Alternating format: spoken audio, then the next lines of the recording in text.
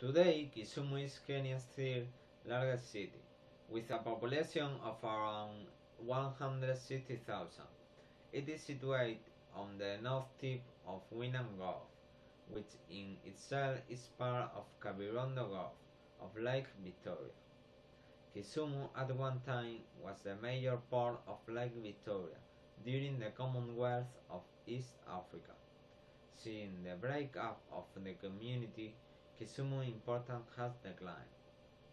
Ships such as the majestic RMB Victoria were built here at the time. The old market is still running strongly, known for its hippopotami and occasional crocodile, and Janhuri gardens with lovely grounds for strolling and studying indigenous plants and flowers. Attractions in the city include the Kisumu Museum, the Kit Mikaje, and Town Clock. It will explain the different points of interest. Town Clock stands in the middle of the road. It was unveiled on 19 August 1938.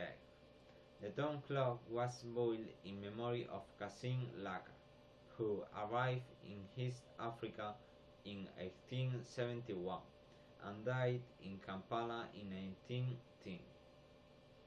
Kisumu Museum, established in 1980 as a series of outdoor pavilions. Some of the pavilions contain live animals.